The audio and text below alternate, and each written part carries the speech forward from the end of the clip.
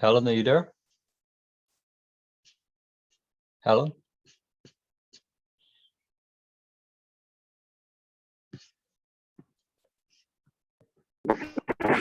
Oh, David.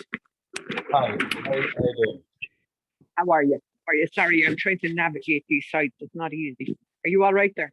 I'm grand, I'm grand. It's just myself though, you and then somebody else, Kim. I guess it's just the three of us. I guess it's just the three of us. How could that be?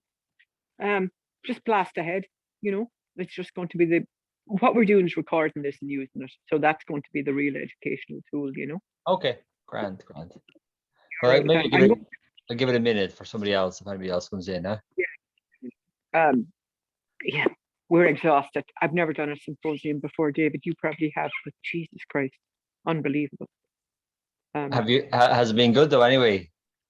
It's been good. We did it, we did it because it's Earth Day, but it's the last week of school, So it's been trying to get students to it. That's why we're just going to use it as a recording, and use it as an educational tool, Fair enough. We should have done it in the middle of the semester. But anyway, you learn how to do a symposium by doing a symposium. I think that's the old adage. That's true. Yeah. So how could nobody show up? Although we did one this morning and three people showed up and one was my partner. So there you go. Oh, well, it's Saturday. So I mean, it's very different now with these online symposia compared to when we did them in person, because people would dedicate their Saturdays because they would go wait somewhere. But now when you have to convince your family to take time off on a Saturday when you've been on Zoom all week anyway, so maybe that's a bit of the challenge. I'm on my phone, so I don't know how to get my photograph up. So I'm sorry if I'm just a photograph. I'm sorry about that. No problem. And will you see the talk now when I'm going to share my screen? Now I see. Oh, I can see you, viewers the bell, but I can't. Yeah. I'm sharing now. So you can see that, can you? Yeah. Okay. Brilliant. And there's Kim. Hi, Kim. Yeah.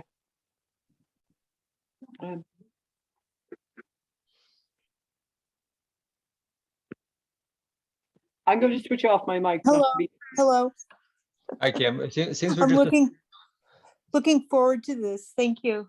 Excellent. Well, please, we're a small group, so please, obviously, very informally, just stop me when you need to, if you have any clarifying questions. But we'll just give it a minute, and then maybe somebody else might come. Otherwise, I'll start.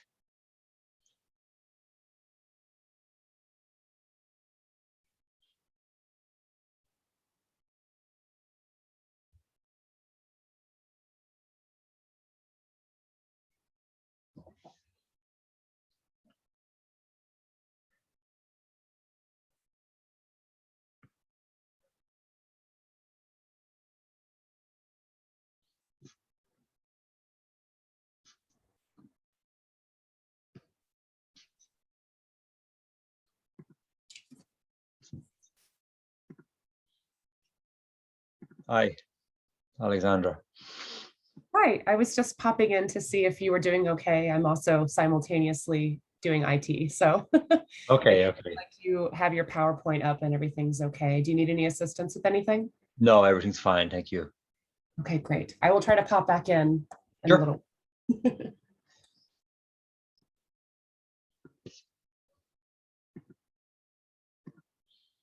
Okay, shall I start, Helen? Yeah, I think so. Start. Okay, grand. Well, okay, so thanks very much for the invite to present at this meeting. My name is David Hughes. I'm an associate professor of entomology and biology at Penn State University. And what I want to introduce within the context of food here is something called PlantVillage. And this is a global platform which has been designed and set up with the smallholder farmer in mind. And it's a platform that integrates artificial intelligence and human expertise to help smallholder farmers cope with climate change and pests, and particularly farmers in sub-Saharan Africa. So in the talk, I'm going to go through 5 different elements, essentially trying to use the power of AI to provide a university system such as our own, a land-grant university at Penn State, provide something like that in a phone that could help smallholder farmers, and then talk about how they together can be critically important as biotic stressors and figuring out where the big problems are so we can deal with those big problems. And then I'll use the desert locust crisis of 2020, 2021 as a case study about the importance of working in this mode, using smartphones and farmers in order to figure out where the problems are and how we can cope with them. And then sort of closing the loop, how can we be bigger and bolder? How can we reach tens of millions of farmers at once? And I'll give an example of how we did that also during the locust crisis. And then I'll look ahead for the next 10 years and the great challenge we have collectively of climate change adaptation. So the first question is, why propose to have a land-grant university in a phone? So Helen, the host, and myself are Irish. And in Ireland in 1845, we had the famine of potatoes, late blight, and it decimated the population. And if you skip forward to Africa 2021, not a lot seems to have changed. Globally, enormous amounts have changed. In Ireland, tremendous amounts have changed as well. But contrasting these 2 images, you see predominantly older women farmers using shovels, pulling up rotten tubers from the ground. Now in Ireland, that was potatoes. In Africa, it's cassava and other tubers like yam and sweet potato. And just devastating, back-breaking work. And it's immoral. It's immoral given that we're all in this landscape of Zoom and phones and technology that just makes life seamless in the global north. And why can't we have these technologies reach over to Africa? So the idea is that we can try to move the needle as quickly as possible. Okay, so this is the situation where we're currently standing. So it's actually a lot worse than this. So this is the US ambassador, Kip Tom, who was a great exponent of PlantVillage's model. And here's a picture of him in Zimbabwe showing that the technology really hasn't moved over the last 2,800 years. And he's showing how these women are bent over in fields. And he showed an example of a museum, and you can see this in the tweet that he has. It's just whoever maybe could mute themselves there, please, who perhaps just dropped in. And so you can see how he's showing this technology really hasn't moved for 2,800 years. And this is catastrophically bad because if we're going to develop technology globally, we should ensure that that technology is shared with the poorest of the poor in Africa. But it's also critically important that we do this because Africans are the ones who face the greatest stressors of climate change, despite having contributed so little to the overall problem. Between 2 and 4% of greenhouse gas emissions are coming from the whole continent of Africa, which is about 1.3 billion people, and yet they will disproportionately experience the effects of global climate change, and they're not going to be able to cope with these tools that haven't moved forward in 2,000 years or so. And so PlantVillage is structured to be a tool for smallholder farmers in Africa. And essentially, the great benefits that we've had in this country through land grants since the 1860s and the great transformative and catalytic changes that have happened because of land grant universities, particularly in the 19th century and 20th century, for example, the Dust Bowl or large desert mountain locust swarms in the Midwest or out west. Those things have really catalyzed the movement of the United States from an agrarian society to an industrial society. And so we're proposing that we can do such a thing with smartphones in the hands of smallholder farmers. And what PlantVillage does is it brings together multiple components like a knowledge platform, an AI assistant in the phone, AI assistant in the cloud, and then collaborative tools for scientists at CGIR, which is a large group of scientists who work collaboratively on these problems, delivery of content via TV and SMS, an SMS platform, and also as a UN partner. And so here's the sort of case study of the environment which you work in. We have Rosalind here, Rosalind Okoche, and she's a lead farmer in the PlantVillage network. And what she's doing is trying to help her neighbor, Emiliana, who's 58 years old and very much representative of a smallholder farmer in Africa. In this case, they're in Western Kenya. And these individuals are growing, in this case, two crops, cassava and maize, and they don't have access to human experts who can come and diagnose the problem. But now what we've done is provided a smartphone which sits in the hand of Rosalind, and this smartphone is diagnosing the problem as they are collectively seeing it. So it's putting these little pink boxes which indicate a viral disease, in this case, cassava mosaic disease, or on the right-hand side, fall armyworm. And this is a transparent system that educates the farmer. And what it does is when it's in the hands of Rosalind and she brings it to her neighbor's farm, like at Emiliana's farm, she's bringing an education tool. And Rosalind has moved around thousands of different farms over the last couple of years using this phone and reached a large number of individuals and educating them. And sort of one of the phrases we have at PlantVillage is that the most important neural network is not the one that's the AI neural network in the phone, but rather it's the neural network inside Emiliana's head, because knowledge, once you transfer it, is not diminished. If I know a thing and I tell you a thing, it doesn't mean I stop knowing it. It's infinitely spreadable. And that's what was the great success of extension systems in Ireland, in Europe, in India, in China, in Japan, in the USA. Those extension systems relied upon humans, but the lack of human expertise in Africa means that we can use AI as that intermediary and a really important transformative and catalytic change on the continent. So here's a video of it, of kind of the walkthrough of what would happen. This is in French, and so we have. So as the farmer is using it, she's being shown all of the different steps that she needs to take, how she has to choose a farm, and then the AI assistant is walking her through the whole process in order that they can be educated on the problem at hand. So a series of diagrams, and then once it's diagnosed, then the farmer is getting advice immediately. And all of this works 100% offline in a field without any internet connection. So really, really powerful addition to the toolkit of the farmer, and an ability to educate a large number of people en masse. And what we also find is that it's very popular. So here's a video from the BBC. This is Rosalind, and the BBC went out to film her, and you'll see this now. My name is Rosalind Akochi, a farmer in Western Kenya. The problem with... Let me just make sure I'm sharing the whole screen. Okay, I'll do that again. It has got a lot of diseases. Hi, I'm Nuru. I will help you inspect your cassava plant. We call it Nuru, which means light in Swahili. It uses artificial intelligence to detect plant diseases and to connect farmers with people who can help. Please show me first leaf that does not look healthy from the top of the plant, then press start. This plant is affected, and this one will affect the other one that's near it. When cassava is affected with these diseases, it won't grow. It also affects the crops around, and we can't eat it. So what shall we eat?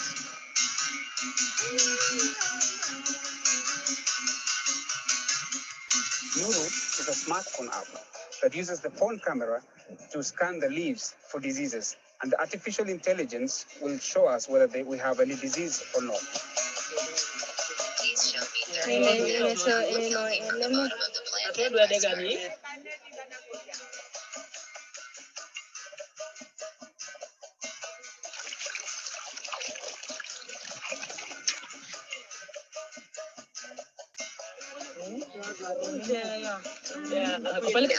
Your plant, I think it has CGM.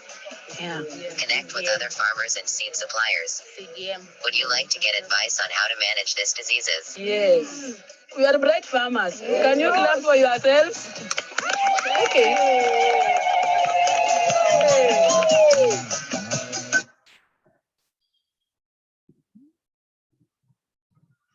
So extremely well liked, an excellent tool that allows farmers to help other farmers. But in addition, what we do is that we also backstop this with young people that we hire from local universities, and these are called the Dream Team. So that was Dr. John Chalal you saw in the video. And what we do is we go to local universities and recruit these people out of the agricultural universities like Moy University. And they're excellent, very well trained young people. And they very quickly gain the trust of local communities, more so than John, who was a professor and older, and certainly more so than Europeans getting off a plane and sort of barging their way into the farming setting. And oftentimes this trust is really built up, perhaps because these young people like Winnie here, these young people and Gladys, these young people are roughly the same age as the children of these farmers. So that's probably one of the main reasons in which they're generating this trust. And they've reached over, about 12 or 14,000 farmers at this stage. They promote this SMS system that we have. They do a lot of this training in order to onboard farmers. So it's a really effective mechanism by which we can enable the transfer of this technology, which is a smartphone and the AI tool, to people who very often don't have electricity. And so, of course, there's a number of major frictions. They don't have their own smartphone. They're not going to download anything. So there has to be a lot of training that goes into this. And this Dream Team model has been very effective in getting that training. And we've actually expanded it to other countries. And we've also expanded it to other modes. So we started to work with extraordinarily poor people in northern Kenya, in Samburu, Turkana, Marsabit counties. And in Samburu, for example, these are pastoralist communities. And about 88% of the population are on less than $1.70 a day, and they're mainly keeping goats and camels and cattle, and they're moving them around in search of pasture and water. And the effects of climate change and the erratic nature of water nowadays is causing extraordinary stress, and compounding that stress is COVID, causing a shutdown of the market. So we've started to work on ways in which we can expand our platform to help these communities who are really sort of in dire straits. And the last time there was a major decline in precipitation, a drought, was in 2011 in Somalia, and 210,000 people died. And we're currently experiencing similar drought conditions in northern Kenya because of the La Nina effects. We've also expanded to a Francophone country. You heard that the app was in French. So a lot of the international development aid organizations tend to overlook or compartmentalize the efforts between Francophone countries in West Africa and in some Central African countries as well, with the Anglophone countries. And that means they sort of miss out a lot. So we're sort of looking for challenges and making sure that we can expand this. And so for that reason, we expanded to Burkina Faso. And so the AI assistant moves around like Rosalind had moved around. Here's another lead farmer. This case is Berta, and she's a school teacher. And this is where she lives up here, but actually down here is her school, and you can see that blue building. And so because farmers surrounding the schools know that she's carrying around this rather unusual tool, which is a talking phone, is able to diagnose the diseases, they call her out all the time, and they're constantly asking her to come visit their farms and engage with them. And this is the sort of knock-on effect that we see in this case. You can see in this case Western Kenya how many other farmers have it. They can reach out to those, and they can also see not just the ability to diagnose the diseases, but have satellite derived observations on how well their crops are growing. And so these are two pictures of cyclones which hit in 2019 Mozambique on the 14th of April and the 14th of March and the 25th of April, Cyclone Idea and Cyclone Kenneth. And they pulled all the moisture out of the atmosphere in Kenya, and it caused a crop failure. So they were unable to grow the crop. It just didn't germinate. And so now we're able to actually quantify that. We were able to pull satellite images in. And so where we in there at the right time, we would have been able to tell people not to plant. And this is something that we're currently working on with the United Nations to give people forewarning of whether the conditions are suitable for widespread planting. Farmers also invent new ways. This is Josephine. And so what she did was invent a new way of using the app rather than just diagnosing the problem. She used the app as a solution by which she could choose the healthy plants from which to replant in her field. And that led to a tremendous success where she was able to increase her productivity in a single year by about 160%, became very profitable, and she became a seed aggregator, and she was able to sell seeds to neighbors. And she taught us an important lesson on the utility of the phone, the ways in which it would not just be a way to understand what is the problem, but a solution out of the problem, which is not something we had originally conceived of it for. And so this sort of has pushed us into thinking about the ways in which we can use this as a lab on the farm. So in land-grant universities, we have experimental plots, we have experimental research stations, and what we want to, and we have some of those on the African continent, but what we want to do is push many farms into being these experimental plots. And this way, lots of people can come and they can get training on the new technologies that we use, as well as safe and effective measures to control the pests or conserve moisture. In this case, this is an approach to conserve moisture, but we also use approaches to deal with pests on the farm. And so this is Rosalind again. Sorry, this is actually Josephine again, and you can see that she's being so productive in her new business of aggregating. In this case, it's soybeans, that she's able to rent a truck and get it all to market, making her a very profitable local farmer. And so the sort of conceptualization is that we have this lead farmer now with a smartphone that's got this AI assistant that's getting pest data. It's got pulling in all this satellite data from NASA and elsewhere on how things are growing. I didn't talk about this much. It's a bit more in the realm of the science that we do, but we release these natural enemies which are able to help the farmers to deal with these problems. And we set up these experimental plots, and then this can cascade out to the network of following farmers. So the idea is that they can learn from their neighbors, which of course is a very effective way because of the inherent trust that they have among neighbors. And so the needle is really making a leap. So I showed you those earlier pictures of sub-Saharan African farmers. This one, which I find quite a desperate picture. It's oftentimes on the web. There's a sort of a romantic idea that this is not a bad thing, a farmer doing her work, but it's reprehensibly bad. And it's 2021, and we have hundreds of millions of people who are farming in this way, farming without knowledge, and they don't knowledge of the pests, knowledge of the rainfall. And then Rosalind on the right hand side, where with a smartphone that it's pulling in information, has an AI assistant on the phone to diagnose problems, and then can be used to share with her neighbors. And this is a very different approach, and one that we're actively promoting across Africa with partners. So in part two, I want to talk about how the phones and farmers can be sensors. So we have this really good technology now that's able to run this inside a smartphone. And one of the ways in which we can do this is to diagnose these pests. And one pest of great importance is called the fall armyworm, which is a pest that it occurs naturally in Central and South America and moves up to the eastern shore of the US throughout the summer.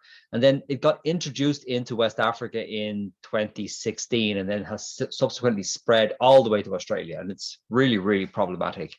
And we gave our technology on this, the ability to diagnose, to the United Nations, the Food and Agricultural Organization in Rome, where I spent a year as a UN fellow.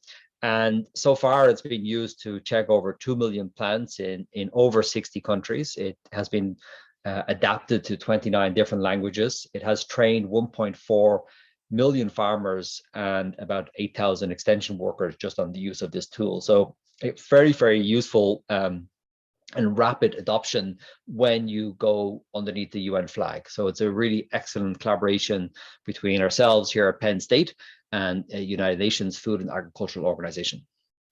And then what it can do is it can provide a back-end surveillance system, which I won't go into in detail now.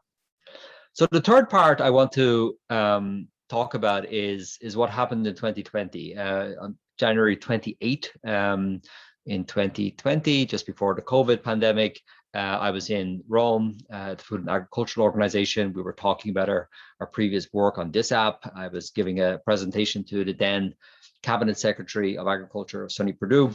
And then we were requested, can we help out with the desert locust crisis, which was just building up into a huge problem. And so this is the crisis. These are videos of desert locusts across Kenya. And so massive swarms. Kenya had not seen locusts for about 75 years. You can have swarms which are 40 or 50 kilometers in width. In a single day, such a swarm will eat more food than the entire population of Nairobi. So tremendously impactful pests which move at scale. And this is an insect called the desert locust, which occurs normally as a solitary stage insect in the Sahara Desert. But when rains come in and then we see a large growth of vegetation, the populations build up. And when the populations build up, the insect goes from being a solitary phase to being what's called the gregarious phase, and that's when it swarms. And there's about 14 species of locusts globally. And this one, the desert locust, is the one that's best known, and then it's a literal plague locust of the Bible. And so then it moves across landscapes, and it moved into Kenya. So the traditional way to track these through the United Nations are people like here, Keith Cressman, my colleague at FAO. They move around with experts. They have these tools for tracking. And this is a map showing all the tracking they've done of swarms between 1985 and 2019. And you notice that Kenya here is absent. There's only one swarm coming in 2017, but mostly it never had them.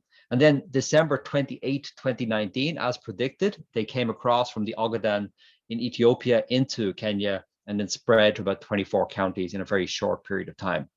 And this was chaotic. The country didn't know how to respond. They hadn't had this for 75 years. Here are some of the national and international newspapers showing just how problematic this was perceived to be, and the sense in which this was catastrophically bad, especially as at that time Kenyans were growing their major crop called in the long rains crop.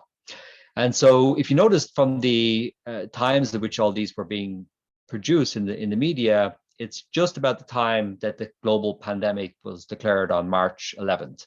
And so we had a crisis within a crisis because the pandemic shut down travel between countries and within counties in Kenya. And so we had to rapidly change our system and approach in order to help. And so because we're a UN partner, PlantVillage was asked to provide an emergency response, and we built up a desert locust surveillance tool for non-experts, and we also deployed locust crisis teams. So here's the old-fashioned model, Keith, an expert, 30 years training, traveling around in a big vehicle, versus the model that we proposed. So what we did, we worked with local scouts that we employed, and we built this new app developed by Frank Doyle at PlantVillage.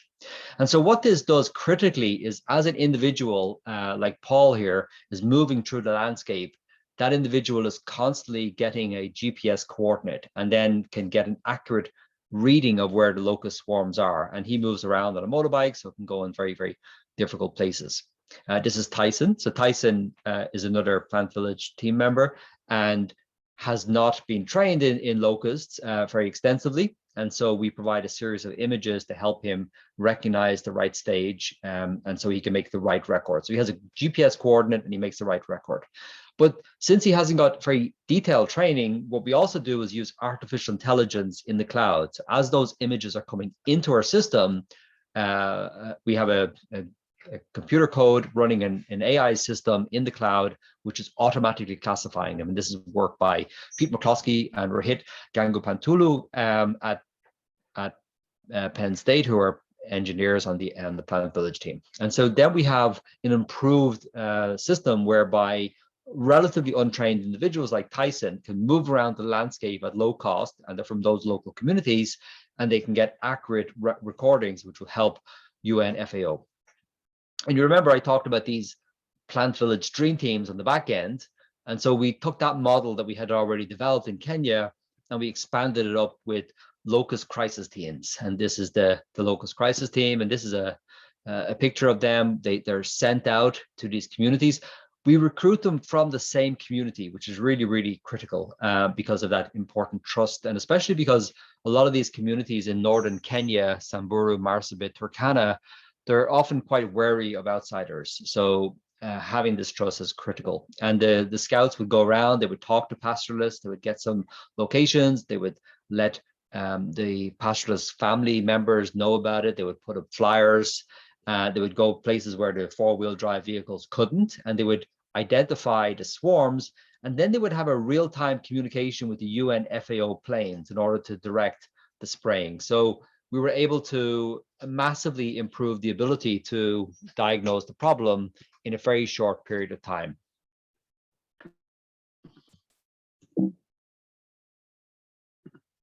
And so we all took a lot of this information into a platform to enable collaborative work. This is work by Fei Zhang, also at PlantVillage, and she was able to build a system that brought in experts from NASA who have satellite products which are useful at determining the moisture in the soil, which is important for how locusts breed. We also work and still work with experts at NOAA, the national agency, which has a lot of wind data.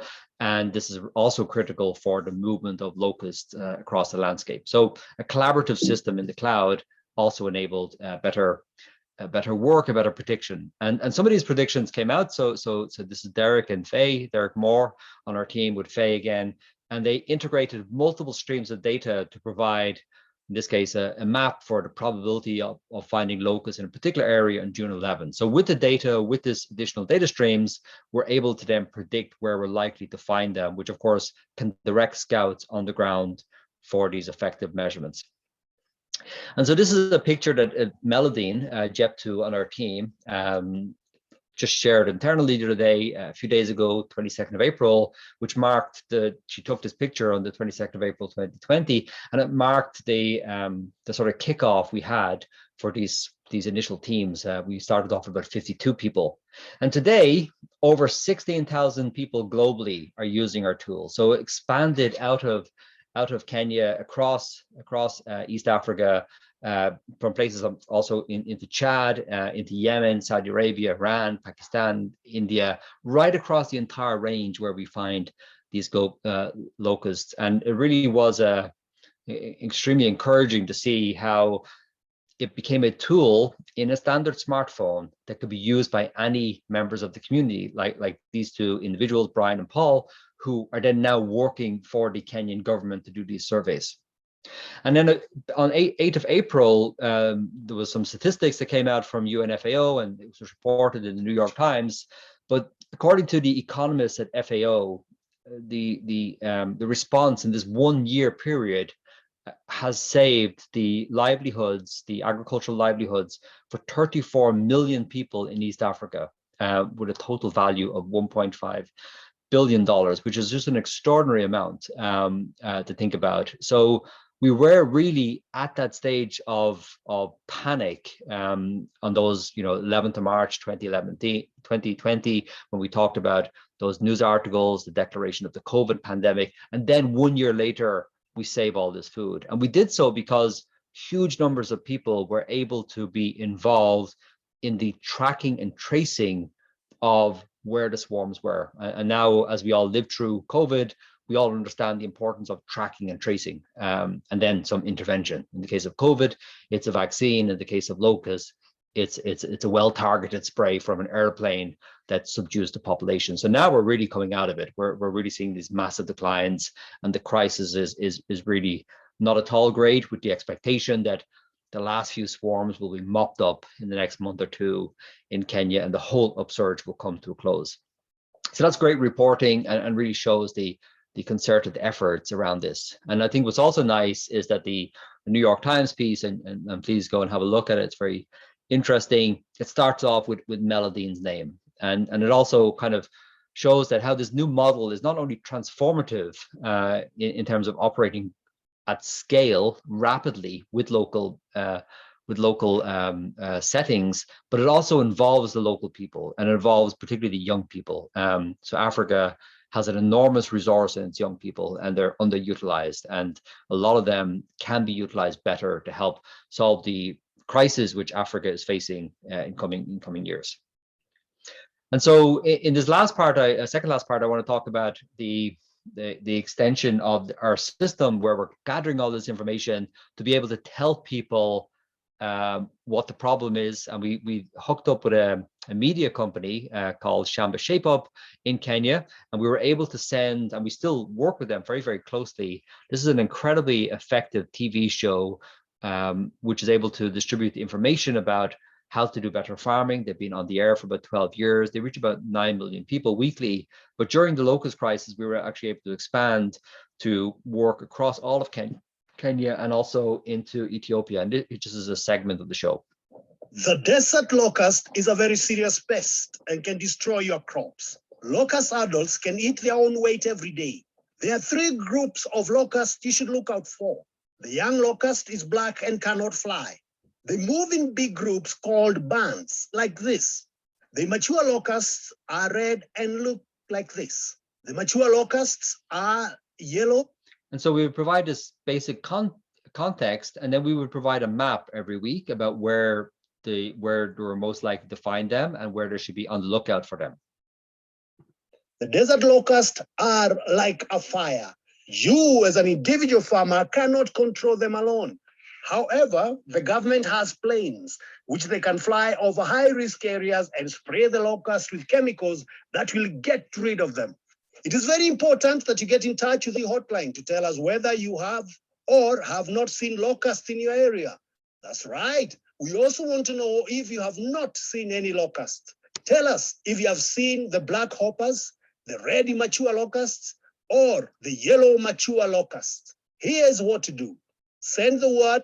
And so in this way, we were able to crowdsource observations across all of Kenya to help us. I mean, the main tool was this dedicated app, but it was also very useful to be able to hear from the public on where they were finding them. And so we could go and check those locations as well. And so we expanded it to Ethiopia with an existing system. We worked on WhatsApp through WhatsApp for Business. And then we had this show, the Shamba Shape Up hotlining. And so from this, from the locust crisis, from the crowdsourcing, we're sort of building this idea that we shouldn't let a good crisis go to waste. So we saw the enormous potential of smartphone technology linked to satellites, running AI systems in the hands of young people, embedded within a community network. We saw the power of that, and you know, the power is really measured in saving the livelihoods for 34 million people. And as we look forward for the next 10 years, we see an enormous crisis in global climate change. And as I mentioned in the beginning, African communities are ill prepared for this, and they've contributed very, very little to the overall problem, but will face the greater challenges of it. And particularly because in many countries, 60, 65, 70% of the population are farmers, and 92% of them are rain-fed irrigation systems, meaning they plant on traditional schedules, they wait for the rain to fall, and then if it doesn't fall, they're not going to be able to succeed. Or if they do succeed early on, there could be a prolonged period of drought. And so they don't have climate change adaptation. So one of the things we want to do is use this model that we build of crowdsourcing, collective action, youth communities, smartphones in the hands of lead farmers, and use that as a way to adapt the continent to climate change. And by adapting the continent, we mean engaging hundreds of millions of farmers in a system that allows for rapid responses and adaptation. And so this is the last part of the talk, talking about climate change adaptation. And so we continue this relationship with Shamba Shape Up. And so we started to work with an offshoot that they have called iShamba, and Shamba is Swahili for farm. And so this is text messages that we're able to send. It's now about 470,000 farmers receive them every week. And we produce these maps, and these maps go out on the TV, and then afterwards we send these specific details out of a farmer in a particular location and let her know what the rain will be for next week. This is a part of the TV program. These are the text messages, and these can be hyper localized. They can tell the farmer how much rain has fallen for her since she started planting, say 4 weeks ago. How much does she have for the remaining 6 or 10 weeks of the cycle of her crop? Well, will she get a suitable yield from this crop? Does she have to do an augmentative practice like hand irrigation, or can she take practices like mulching to conserve the moisture in the soil, or should she try to cut her losses and plant something which is more drought tolerant? It's only about 0.006 of a cent to send a message, and so for a single farmer to receive messages for 2 cycles or 2 seasons in a year, it's very, very cheap, about 90 cents overall, which is a very low amount of money for the benefit that comes from having this hyperlocal messaging going out. And now we're combining it through a Gates grant that we have, where we're combining it with not just messages on the weather, but also what is the effect of different pests like this fall armyworm we talked about earlier, or viral diseases, or rusts, or which is a fungus. What is the effect of these things given the existing weather? Because weather is often a critically important driver in the effect of biotic stressors on farmer livelihoods. And we work very closely with the Climate Hazard Center. They were set up during the Obama administration really to help this part of the world, East Africa, which over the last 20 years has become drier and more stressful. And I mentioned this 2011 situation, which killed 210,000 people. This is the analog year here. So 2020 is rather similar to that. And so we really need to transition farmers away from simply planting a thirsty crop like maize, waiting for the rain, and then having failures, because that's just a crazy idea given how stressful the current circumstances are. And then we can use these approaches that predicted. We'll work with colleagues who are experts in machine learning, both here at Penn State as well as MIT, in order to leverage the great power of predictive analytics using AI in the cloud. So if AI is pretty good at determining, what movie you want next on Netflix, or your search on Google, or the traffic jam, or what you're going to buy next on Amazon, why not use it for something useful instead of just fueling our current consumer society? How about we use that great power in the cloud of AI to predict across the entire continent of Africa where it's going to rain and how much rain is going to lead to vegetation growth in the next week, 10 days, 30 days, and so on. And one of the great stresses we have are not just growing crops generally, but growing crops in the context of climate change. So this is the tree border region between Burkina Faso, Nigeria, and Mali. So this is where we see a lot of terrorist activity breaking out as we have stress across the Sudan, causing groups to move, and then this movement leads to conflict. And so if we're just going to look at these 3 locations here, we've been working with the World Food Programme on this, and of course 2/3 of their work happens within conflict zones, and we're trying to find out ways in which we can help them and sort of reduce this stress that comes from migration as people are moved off their land. So these are 3 points here, and I was talking to the chief economist at the World Food Programme, and he was saying, there's this great approach where you can have these sensors and they can communicate with satellites, and they can tell you, and that's a very high-tech solution, and it's expensive, and it's not going to scale across Africa. But of course, plants have sensors themselves. Plants are sensors. They open the underside of the leaves in those holes called stomata, and these are regulating how much water is coming in or out, and we can measure that from satellites currently flying over the continent. So I'll just show you some of that at the moment. These are 3 locations, and just to kind of click out, this one is beside the lake, and then this is further away, and this is just a couple of 100 meters from each other. And you can look at the primary productivity, which is a measure of how well it uses this water. And you can look at this location here, and then this location here, and notice the scales are different. And so here it's obviously more stressed. And if we can start to see this changing, it's an early indicator that individuals are not going to make the harvest that they propose to get. And this is going to drive the subsequent migration.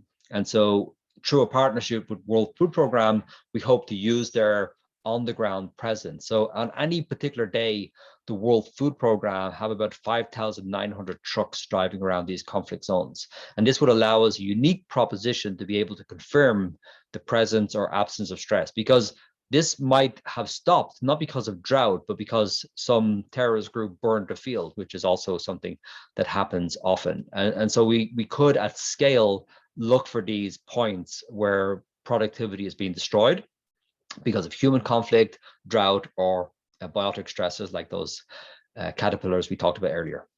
And then we can kind of move this in a big environment and use the power of machine learning, which is what colleagues here at the university, Mulya Yadav and Mariam Taber, are doing very effectively.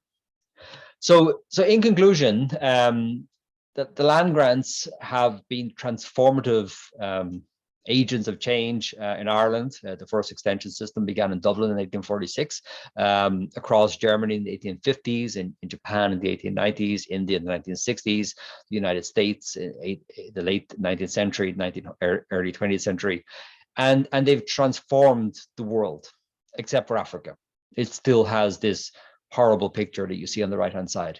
But we can change that quickly. And what we've demonstrated through PlantVillage is that if there's the will, we can put these tools into the hands of community members, and these tools can lead to rapid change, experimentation, and productivity. And that's exactly the kind of thing that we need to be thinking. Because when we first formulated the idea of extension back in 1846 through something called the Clarendon Letter in Dublin, and so that really noted that we have to increase the pecuniary profit of farmers. This was one of the quotes from the letter, as well as reduce the estate from the calamities of future famines.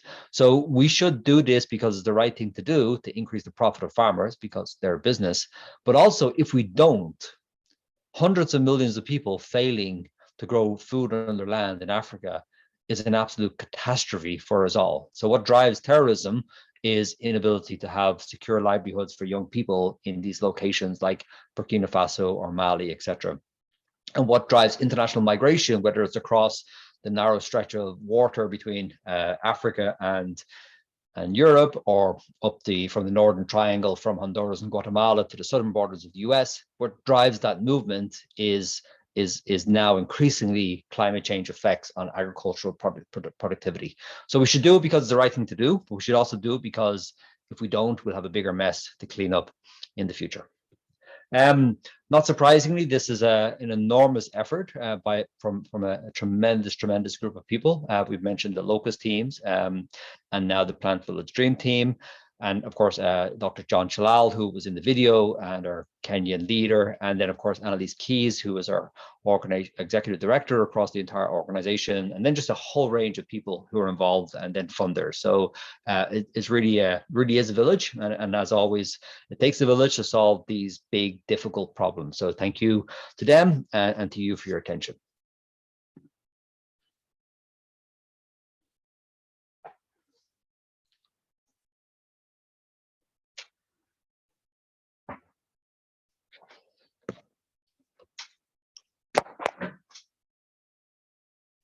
Have I lost you, Helen?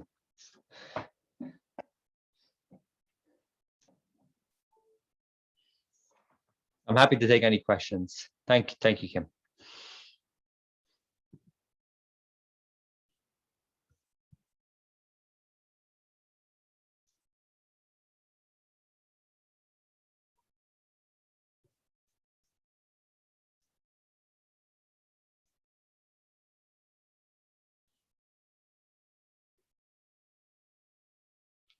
I'm not sure if you're talking, Helen, because I can't hear you.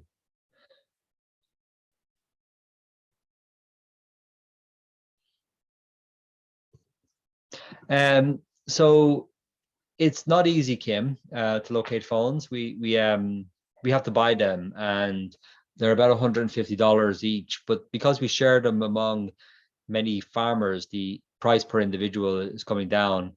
So, and oftentimes it's hard to get an agency to buy phones. Like we had some money from the government of Ireland or FAO and elsewhere, and it took a long time to get them. So that's a big problem that we're trying to reduce it. Now, increasingly, people will just have phones by virtue of the fact that they're becoming cheaper, people are earning money, and so in every village there will be some. So that's one thing that is a benefit thinking in the short-term future. Used phones are great. There is an organization called Phones for Doctors. I think they sort of repurpose phones. So that's also something that would be really good, and it'd be a good way to sort of make use of those phones that people no longer need. David, I got thrown off there. I couldn't see you. This is a great project. My God, how do you manage to fund it? We try to argue strongly that we need to do it as a global public good. It's very, very important. And so we tried, a lot of organizations like Gates and others oftentimes look for sustainable business models. And we try and tell people that this is not one of them. These poor people have no opportunity to pay. So since we launched, we had an initial investment of $120,000 from the university, and we got about 4.83 million back. So we've gotten that from Gates Foundation, UNFAO, Skoll Foundation, others. So we've managed to pull in that amount of money. We spend probably about $1.5 million, $2 million a year. So I dare say we'd probably spend 3 or 4 if we could. So we just have to continue to convince the world that there's a benefit for this approach. And if we don't do it now, we pay the cost later on. Right. Has COVID influenced people emptying their pockets at you? You know, this idea that if you're sick, I'm sick. I think it is changing the narrative a lot. We've seen that at the Gates Foundation and elsewhere. And post-Trump, we start to see the benefits of multilateralism and the idea that, you know, working collectively, driven by science, helps us all prepare, because individuals, strongman, short-term actions are not good, because the diseases, whether it's COVID or fall armyworm, don't recognize borders. Right, right. And with climate change in the area that you're working with in Africa, what's the prognosis for that area with, you know, temperature rising and everything else? Yeah, so it's more about the greater increase of periods where it's dry. So you might have 3 or 4, 5, 10, 15 days without rain, and temperatures might go above 30, 31, 32 degrees Celsius. And it used to be you might have 1 or 2 days of that, but now you have longer and longer periods of that. And that means that at a critical point in the crop, for example, flowering of the maize, you don't have the rain, and then your whole crop is gone.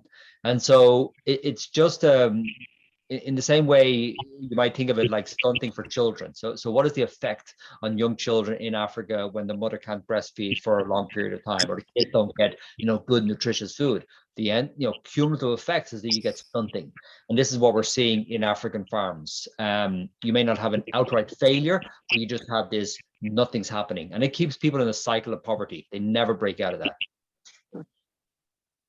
God, it's great work you're doing. It is great work you're doing. And that app could be extended to so many things, right? Yeah, we've extended it with IFPRI, which is an organization it's a public good organization out of CJR centers. And there we've used the same technology which is the artificial intelligence in the phone, to help young adolescent girls know how much food they're eating, and particularly the nutritional content. And of course, the other problem of food insecurity, one side is not enough food, the other side is obesity and anorexia, and particularly among young girls. And so if we can track the food and help them identify and know better the calories and the content, but also do it in a fun, engaging way that appeals to young girls, then we can work on pushing a better, healthier diet.